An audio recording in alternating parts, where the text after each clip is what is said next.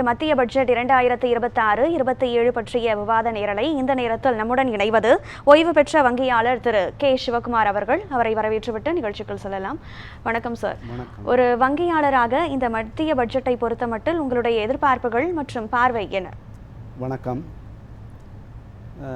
Last time 25-26 வந்துடணும், 26-27 last time பேசினதோட கண்டினியூவேஷனாக இதை கொண்டு போகிறேன். இந்த பட்ஜெட்டில் நிறைய எதிர்பார்ப்புகள் மக்களிடம் இருக்குது.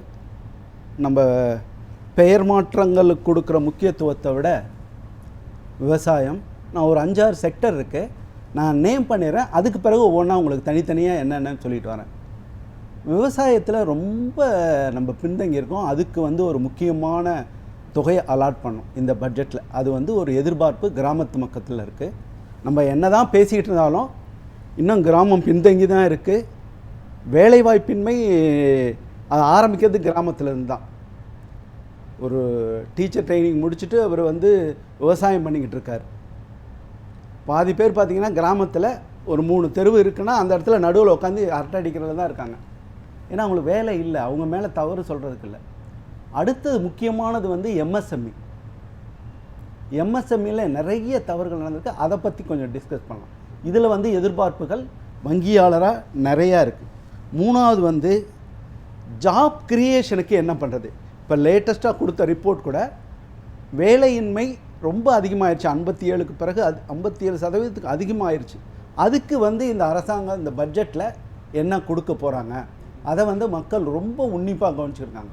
அதில் ஏதாவது இவங்க முக்கியத்துவம் கொடுத்தா தான் அடுத்த லெவலுக்கு இந்த பட்ஜெட் வெறும் கணக்கு போட்டு அப்படியே விட்டுறது கிடையாது.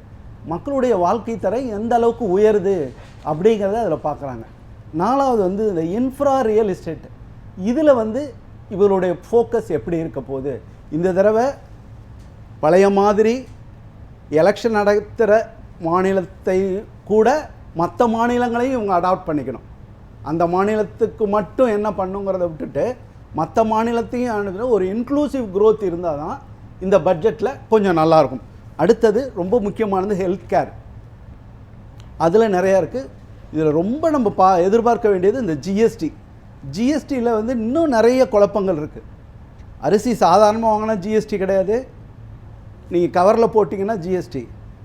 பருப்பு சாதாரணமாக வாங்கினா கிடையாது, கவரில் போட்டால் ஜிஎஸ்டி. உப்பு, இப்போ இதெல்லாம் பேசிக்காக யூஸ் பண்ணுற ஐட்டத்துக்கே ஜிஎஸ்டி இருக்குது. அதில் என்ன மாற்றங்கள் கொண்டு வரலாம், அதை இந்த அரசாங்கம் ரொம்ப. அடுத்தது எஜுகேஷன் அண்ட் ஸ்கில் டெவலப்மெண்ட். இது 6வது செக்டர் ரொம்ப முக்கியமாக கொடுக்கணும். இதில் எவ்வளவு இவங்க ட்ரஸ்ட்டு கொடுக்குறாங்களோ அந்த அளவுக்கு இந்த பட்ஜெட்டில் மக்கள் வரவேற்பாங்க. சில இதெல்லாம் நம்ம பேசவே முடியாது. ஏன்னா ஒரு சில மெட்டலோட விலையெல்லாம் பார்த்திங்கன்னா தினம் ஒரு 20-22% ஏற்றம் இறக்கம் இருக்குன்னா இதெல்லாம் ஒரு அதிசயம் மாதிரி, உலக அதிசயம் மாதிரி ஆயிடுச்சு. 20% டெய்லி ஏறி இறங்குறதுனா இது சாதாரண மக்களை எந்த அளவுக்கு. அதுக்கு ஏன்னா அவங்க எல்லாம் நாடி போகிற இடத்த விட்டுட்டாங்க. உங்களுக்கு எங்கே உங்களுக்கு ஒரு நாட்டம் இருக்குது, இப்போ பேங்க் டெபாசிட் போனால் அங்கே நாட்டம் இல்லை, குறைஞ்சிருச்சு. அதனால் அவங்க வேறு மெட்டல்ஸ் போகிறாங்க. அப்போ போகிறப்ப அதோட விலை ஆட்டோமேட்டிக்காக அதிகமாக. அடுத்தது உமன் அண்ட் சோசியல் வெல்ஃபேர். அதில் எவ்வளவு இவங்க ட்ரஸ்ட் கொடுப்பாங்களோ அந்த அளவுக்கு இந்த பட்ஜெட் சக்ஸஸ். இந்த உமன் அண்ட் சோசியல் வெல்ஃபேர் நம்ம எலெக்ஷன் டைமில் ஒன் டைம் மெஷராக 10,000 கொடுத்தேன், 15,000 கொடுத்தேன். இது ஒரு வளர்ச்சிக்கு வித்திட முடியவே முடியாது, வித்திடுறதுக்கு வாய்ப்பும் கிடையாது. அதனால் அதை இவங்க ஆக்கப்பூர்வமாக எப்படி உபயோகிக்கிறாங்களோ அந்த அளவுக்கு இந்த வெற்றி இருக்கும் என்று நான் நம்புகிறேன். ஆக இன்க்ளூசிவ் க்ரோத்திற்கு வழிவகுக்கும் வகையில் அனைத்து மாநிலங்களுக்குமான திட்டங்கள் இருக்க வேண்டும் என்பது உங்களுடைய பார்வை. அதனுடைய ஆழத்தை பதிவு செய்யலாம். அதுக்கு முன்னாடி மேடம் சொன்னதோட அடிஷனும் வரேன். இந்த தங்கத்தை பற்றி பேசணும். தங்கம் ஒரு லாப கதைன்னு நம்ம நம்பக்கூடாது. எவ்வளோ லாபம் கிடச்சிச்சு, எவ்வளோ இன்க்ரீஸ் ஆனது, இது உண்மையான கருத்து. அது எவ்வளோ மக்கள் நம்பிக்கை வச்சுருக்காங்க மற்ற முதலீட்டில் அப்படிங்கிறது இதில் ரொம்ப உண்மையாக இருக்குது. இதே அரங்கத்தில் நம்ம பேசியிருக்கோம். டெபாசிட் பேங்க்கில் ஏன் டெபாசிட் குறைஞ்சிக்கிட்டே வருது, இப்போ இது ரெண்டையும் லிங்க் பண்ணலாம். மக்களுடைய நம்பிக்கை டெபாசிட்டு வேறு முதலீடுகளுக்கு போகலை. அந்த நம்பிக்கையை உருவாக்குறது இது போல் பட்ஜெட்டு தான். இந்த பட்ஜெட்டில் எவ்வளோ ட்ரஸ்ட்டு கொடுக்குறாங்களோ அந்த அளவுக்கு மக்கள் நம்பிக்கை. இதிலெல்லாம் இந்த முதலீடுகள் எல்லாம் மாறி அவங்க தங்கத்து பக்கம் போகிறாங்க. இது தங்கம் ஏற ஏற நீங்கள் நேற்று ஒரு நாளே ரொம்ப இறங்குனுச்சு அப்படின்னு சொல்லிங்க. இந்த அரங்கத்தில் நாங்கள் சொன்ன லாஸ்ட் டைம் பதிவு பண்ண கருத்து அப்போ வந்து 73 ரூபா வெள்ளி, இந்த வருடம் டிசம்பருக்குள்ளே 300 ரூபா ஆகும் அப்படின்னு பதிவு பண்ணோம். ஜனவரி ஃபர்ஸ்ட் வீக்கில் 308 ரூபா 310 ரூபா வந்துச்சு. அதே மாதிரி நேற்று குறைஞ்சது மட்டும் 85,000 ரூபா, அதாவது கிட்டத்தட்ட 22% ஒரு மெட்டல்னால் அது எந்த அளவுக்கு இந்த சர்வதேச அரங்கத்தில் நம்ம ஒரு இன்ஸ்டெபிலிட்டி இருக்குது அப்படிங்கிறதுக்கு இது ஒரு பெரிய இண்டிகேட்டர். அடுத்தது இன்க்ளூசிவ் growth. நான் முதல்ல சொன்ன வார்த்தை, லாஸ்ட் டைம் பாட்னாவுக்கு ஒரு பெரிய ஏர்போர்ட் கொடுத்தோம், அது எந்த அளவுக்கு இருக்குதுன்னு தெரியாது. இப்போ அதோட கண்டினியூவேஷன் வரேன் நான், அதுக்கு பின்னாடி செக்டர் வர்றதுக்கு முன்னாடி இந்த கண்டினியூவேஷன். லாஸ்ட் டைம் உடான் ஸ்கீமில் கிட்டத்தட்ட ஒரு உடான் ஸ்கீம்னு ஒன்று ஒரு 608 ஏர்போர்ட் வந்து லிங்க் புது ரூட் கொடுக்கணும் அப்படிங்கிறது. நீங்கள் நல்லா பாருங்கள், லாஸ்ட் டைம் பண்டிகை சமயத்தில் அதிகபட்சம் சார்ஜு சென்னையிலேருந்து கோயம்புத்தூருக்கு 75,000 ரூபா ஃப்ளைட் சார்ஜ். இது யார் இந்த வருமானத்தை ஈட்ட போகிறாங்க? அரசாங்கத்துக்கு வந்துச்சா ரொம்ப சந்தோஷம். இது யாருக்கு இந்த வருமானம் போகுது? அப்போ இந்த ஸ்கீமோட உண்மையான அவசியம் என்ன? இதை கொஞ்சம் யோசிக்கணும். இன்க்ளூசிவாக அடுத்து இப்போ வர அக்ரிகல்ச்சர். இந்த இன்க்ளூசிவ் growth இந்த அக்ரிகல்ச்சர் வந்து ரொம்ப முக்கியம். ஏன்னா ஃபார்மர்ஸ் வந்து எப்போவுமே அவங்களுக்கு நிறைய வேலை இருக்குங்க. காலையிலேருந்து 24 மணி நேரமும் அவங்களுக்கு வேலை இருக்குது. அந்த சமயத்தில் அவங்க தெருவில் நின்று போராடுறது, வருடக்கணக்கில் போராடுறதுலாம் முடியாது. நீங்கள் இப்போவும் போனீங்கன்னா ஒவ்வொரு மாவட்ட ஆட்சித்தலைவர் அலுவலகம் முன்னாடியும் வாரத்தில் 2 நாள் விவசாயிகள் இருப்பாங்க. காரணம் என்னென்னா, அவங்களுக்கு சரியான மினிமம் சப்போர்ட் ப்ரைஸ் கிடையவே கிடையாது. அவங்க உழைக்கிறதுக்கு அதுக்கு உள்ள ஒரு விலை எந்த பொருளுக்கும் கிடையாது. இந்த மினிமம் சப்போர்ட் ப்ரைஸ் சில பொருளுக்கு இன்னும் ஆட் பண்ணவே இல்லை. அதெல்லாம் எவ்வளோ சீக்கிரம் இந்த இது மாதிரி பட்ஜெட்டில் தான் அதெல்லாம் ஆட் பண்ணணும். இது கொண்டு வந்தாங்கன்னா ஃபார்மர்ஸ் ரொம்ப சந்தோஷப்படுவாங்க. நம்ம அடிக்கடி ஃபார்மர்ஸ் இதை ஒன்று முடிச்சிடறேன். இந்த பிஎம் கிசான் சன்மான்னு சொல்லி ஒரு அமௌண்ட் கொடுக்குறோம். நீங்கள் அதை ரொம்ப வேதனையோடு கால்குலேட் பண்ணிங்கன்னா மாதத்துக்கு வெறும் 500 ரூபாய்ங்க. அதை வந்து மிகப்பெரிய விளம்பரப்படுத்தி அது ஏதோ விவசாயிகளை நம்மளை தவிர வேறு யாரும் பார்க்கலங்கிற மாதிரி இருக்குது.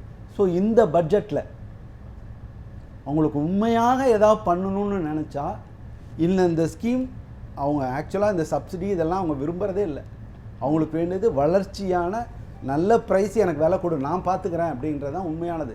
நீங்கள் அப்படியும் மீறி கொடுக்கணும்னு நினச்சிங்கன்னா குறைந்தபட்சம் 50,000 ரூபாய் கொடுக்கணும் பர் இயர் மினிமம். அப்படி கொடுத்தால் நீங்கள் அதை கால்குலேட் பண்ணுங்கள். இப்போது பீகார் எலெக்ஷன் டைம் இல்லை, பீகாரில் சமீபத்தில் கொடுத்தோம் 10,000 ரூபாய் ஒன் டைமாக. அதுக்கு இப்போ வச்ச பேர் எம்எஸ்எபியில் அவங்க முன்னேறட்டும். பட் அது எந்த அளவுக்கு அதே இது விவசாயிகளோட சம்மந்தப்படுத்தி பாருங்கள், எவ்வளோ ஒரு கொடூரம், எவ்வளோ ஒரு கொடுமையாக இருக்கும். ஸோ அவங்களுடைய தரம் என்னைக்கு முன்னாருதோ அப்பொழுது தான் வரும். மூணாவது இதை மட்டும் முடிச்சிடறேன், இந்த கிராப் இன்சூரன்ஸ் இருக்குது பாருங்கள், அது வந்து இன்னும் எங்கேயுமே செட்டில் ஆகலை.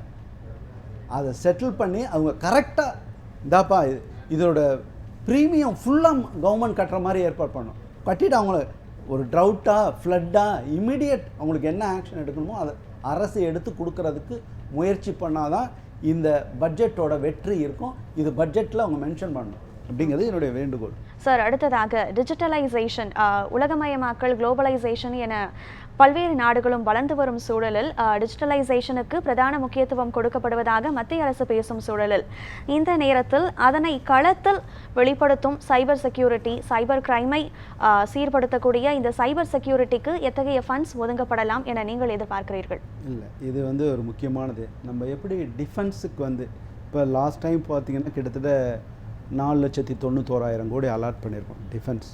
வெளியிலேருந்து என்ன அட்டாக் வருதோ அது மாதிரி இது உள்ளே நடக்கிற பெரிய இது இந்த ஏஇ, இந்த செமிகண்டக்டரு, இவி வெஹிக்கிள், இதுக்கெலாம் இவங்க ரொம்ப த்ரஸ்ட்டு கொடுக்கணும். சைபர் செக்யூரிட்டிக்கு வந்து அவங்க எவ்வளவுக்கு எவ்வளோ ஃபண்டு அலாட் பண்ணுறாங்களோ அவ்வளவுக்கு அவ்வளவு நம்மளுடைய இது சேஃபாக இருக்கும். இது வந்து சீனியர் சிட்டிசன் இல்லை, எல்லாரோட எதிர்பார்ப்பும். இதை பண்ணாதான் நம்ம அடுத்த லெவலுக்கு மூவ் பண்ண முடியும். எல்லாம் நாங்கள் டிஜிட்டலைசேஷன் செலவு பண்ணிவிட்டு அதை எப்படி செக்யூரிட்டி பண்ணுங்கிறத விட்டுட்டோன்னா போச்சு. இந்த டிஜிட்டலில் நான் இன்னொன்னையும் சொல்லிடுறேன், நம்மளுடைய நேர்மையான தேர்தலும் அதுக்கும் நம்மளோட ஃபண்டை அலாட் பண்ணுறது அதிகமாக இருக்கணும். இது வந்து உண்மையான ஒரு பதிவு. இது வெளியில் இருக்க அட்டாக்கை விட உள்ளே இருக்க அட்டாக்கையும் நம்ம இது பண்ணோன்னா கவர்மெண்ட்டே ஃபண்டை அலாட் பண்ணோம் எல்லா இடத்துக்கும். இன்றைக்கி முதல்வர் சொன்னார், இப்போ இந்த 3048 கோடி இதெல்லாம் வந்து இப்போ இதுக்கு முன்னாடி பேசின சார் முத்துராஜர் சொன்னவரோட அப்படியே லிங்க் பண்ணுங்கள். இந்த திறனாய்வு சொன்னார், அதோட இது திறனாய்வு கூட நீங்கள் இண்டஸ்ட்ரியே லிங்க் பண்ணணும். இங்கே அவங்க வந்து ஸ்கில் டெவலப் பண்ணிவிட்டு அவங்களுக்கு அன்எம்ப்ளாய்மெண்ட் ப்ராப்ளம் ஆயிடுச்சுன்னா நீங்கள் எவ்வளோவுக்கு எவ்வளோ ப்ரைவேட்டோ பப்ளிக்கோ எல்லாம் கோட்டா போட்டு ரிசர்வேஷன் கொடுத்து அவங்களுக்கு வந்து அந்த வேலை வாய்ப்பை அங்கே இன்க்ளூட் பண்ணணும். அப்போ தான் இது குறையும். இந்த ஸ்கில் டெவலப்மெண்ட்டுங்கிறது ரொம்ப ரொம்ப முக்கியமானது. இந்த 3042 நான் முதல்ல ஆரம்பித்தது இருக்குதோ இல்லையோ, நீங்கள் பட்ஜெட் அலோகேஷன்னா நீ இதில் கையெழுத்து போட்டால் தான் கொடுப்பேன், உட்காந்தா தான் கொடுப்பேன், அந்த இதெல்லாம் கிடையாது. நீ பட்ஜெட் அலோகேட் பண்ணிட்டீங்கன்னா அந்த ஸ்டேட்டுக்கு கொடுத்துருங்க, அவங்க பார்த்துருவாங்க. இப்போ ஸ்டேட்டோட வேலை என்ன, நாங்கள் ரெடியாக இருக்கோம், நீங்கள் எல்லாம் பண்ணுங்கள். எல்லா மாநிலத்தின் சார்பாக நான் இந்த கோரிக்கை, எவ்வளோ ஃபண்டு அலாட் பண்ணுறீங்களோ அந்தந்த ஸ்டேட்டுக்கு அது போயிடணும். அவருக்கு வந்து எந்த ஒரு ஹடில்ஸும் ஒன்றிய அரசால் இருக்கக்கூடாது. இருந்துச்சுன்னா இது இன்றைக்கி முதல்வர் கேட்டிருக்கிறது மிகவும் தெளிவானது. இந்த 3112 கோடியும் முக்கியமாக அது வரணும். இது இந்த மாநிலத்துக்கு மட்டும் இல்லை, அவர் இந்த மாநிலம் எல்லா மாநிலத்தின் சார்பாக இந்த கோரிக்கை வச்சுருக்காரு. வேறு மாநிலத்தில் இது நடந்திருக்கான்னு தெரியல, அவங்க இது மாதிரி சீரியஸாக கோரிக்கை வச்சுருக்காங்களான்னு தெரியல. வச்சுருந்தா இதுவும் கொடுக்கணும், இந்த பட்ஜெட்டில் இதுக்குள்ளே ப்ரொவிஷன் கொடுக்கணும். அடுத்து முதல்லலாம் ரயில்வே பட்ஜெட் இருந்துச்சு, அதனால் நம்ம வந்து அதுக்கு என்ன அலாட்மெண்ட்டு எல்லாம். நம்ம மதுரை கோயம்புத்தூரை விட பாப்புலேஷன் கம்மியாக இருக்க சிட்டிக்கு மெட்ரோ இனாக்ரேட் பண்ணியிருக்கோம். அப்போ ஏன் இந்த 2 மாவட்டத்துக்கு என்ன ஆயிடுச்சு? பண்ணுங்கள். அது மாதிரி இருந்து அப்படி இல்லை, அது ஒரு பெரிய இதாக இருந்துச்சுன்னா நீங்கள் அதை டைலூட் பண்ணுங்கள். இல்லை இவ்வளோ பாப்புலேஷன் இருந்தால் கூட கொடுக்கலாம், நம்ம வைக்கிறது தானே, நம்ம பார்லிமெண்ட்டில் எல்லாம் சேர்ந்து பண்ணுறது தானே, நீங்கள் அதை மாதிரி டைலூட் பண்ணுங்கள். அது மாதிரி ஒரு பண்ணலாம். அடுத்தது எம்எஸ்எம்இ. எம்எஸ்எம்இங்கிறது வந்து இவங்க எவ்வளவுக்கு எவ்வளவு ஃபண்டை இன்ஃப்யூஸ் பண்ணுறாங்களோ அந்த அளவுக்கு அது வளர்ச்சி இருக்கும். ஏன்னா அது சாதாரணது கிடையாது, கிட்டத்தட்ட 100 மில்லியன் மக்களுக்கு வேலை வாய்ப்பு கொடுக்குறது. நீங்கள் எந்த ஒரு உங்களுக்கு நம்ம தெளிவாக பார்க்கலாம். எந்த ஒரு விழா காலம்னாலும் நீங்கள் திருப்பூர் ரயில்வே ஸ்டேஷன் மட்டும் மனசில் வச்சுங்க. நீங்கள் எம்எஸ்எம்இயோட ஒரு ஒரு ஒரு ஒரு முழு படத்தையே நீங்கள் வரைஞ்சிக்கலாம், எப்படி இருக்கும், எவ்வளோ அது வேலை வாய்ப்பு என்னென்ன கொடுத்துக்கிட்டு இருக்காங்க. அதனால் எந்த அளவுக்கு அவங்க வந்து ஃபண்டை வந்து எம்எஸ்எம்இக்கு இன்ஃப்யூஸ் பண்ணுறாங்களோ அந்த அளவுக்கு நம்மளுடைய வளர்ச்சி இருக்கும். அடுத்தது இந்த ஜிஎஸ்டி கிளைமு ரொம்ப கொஞ்சம் காம்ப்ளிகேட் பண்ணாமல் இருக்கணும். கிளைமு வந்து ஈஸி கிளைமாக இருக்கணும். இந்த ரிட்டர்ன் ஃபைல் பண்ணால் இம்மிடியேட்டாக வரணும். ஸ்டார்ட் அப்ஸுக்கு அவங்க நிறைய ஃபண்டு இன்க்ளூட் பண்ணாங்கன்னா ரொம்ப சந்தோஷமாக இருக்கும். இன்னொன்று புதுசாக ஒன்று இப்போ போய்கிட்டு இருக்குது, அதை வந்து எக்ஸ்டெண்ட் பண்ணோம். இந்த ப்ராஃபிட் லிங்க்டு இன்சென்டிவ்னு ஒன்று இருக்குது, பிஎல்ஐன்னு சொல்லுவாங்க. அதை வந்து எல்லா கம்பெனிக்கும் அவங்க பண்ணணும். அப்போ வந்து இவனுடைய இதை அப்படியே இந்த ஃபஸ்ட்டு இதோட இந்த ஸ்கில்டு டெவலப்மெண்ட்டோட லிங்க் பண்ணலாம், தானாக டெவலப் ஆகும். ஸோ இதுக்கும் வந்து கவர்மெண்ட் வந்து ரொம்ப த்ரஸ்ட்டு கொடுக்கணும். எம்எஸ்எம்இ வந்து அவங்க வந்து நம்ம நாட்டோட முக்கியமான ஜாப் கிரியேட்டர்ஸ். பெரிய கார்ப்பரேட் மட்டும் கிடையாது, ஒன்லி எம்எஸ்எம்இ தான் நம்மளுடைய மேஜர் ஜாப் கிரியேட்டர்ஸ் வந்து பார்த்திங்கன்னா அவங்க தான். ஸோ அவங்களுக்கு உள்ள த்ரஸ்ட்டை கண்டிப்பாக இந்த பட்ஜெட்டில் கொடுக்கணும்னு எதிர்பார்த்துக்கிட்டு இருக்கோம். அதுதாங்க சார் உங்களுடைய இறுதி கருத்து மிக சுருக்கமாக. பட்ஜெட்டுங்கிறது ஒரு சிம்பிள் கால்குலேஷன், அது ஒரு கணக்கு கிடையாது. இது வந்து ஒரு வளர்ச்சியினுடைய கொள்கை. நம்ம தமிழ்நாட்டுக்கு மட்டும் இல்லை, எல்லா மாநிலத்துக்கும் சார்பாக நான் கேட்குறேன், எல்லா மாநிலத்துக்கும் உரிய எம்எஸ்எம்இ பார்க்கு கிரியேட் பண்ணணும். எங்கெங்கே எலிஜிபிளோ அங்கே எல்லாம் மெட்ரோ ட்ரெயினுக்கு கொடுக்கணும். ஸ்கில் டெவலப்மெண்ட்டுக்கு முக்கியமான த்ரஸ்ட்டு கொடுத்து அதை டெவலப் பண்ணணும். அதை எந்த விதத்துலையும் ஃபோர்கோ பண்ணக்கூடாது. குறிப்பாக தமிழ்நாட்டுக்குள்ள முதல்வர் சொன்னதோட அடிஷனலாக நம்மளுடைய ஃப்ளட் ரிலீஃபு இதையெல்லாம் பட்ஜெட்டில் அலோகேட் பண்ணியாவது கொடுங்க. ஓகே சார், இதுதான் என்னுடைய வேண்டுகோள். ஓகே சார், உங்களுடைய பார்வைக்கும் கருத்துக்களுக்கும் நன்றி.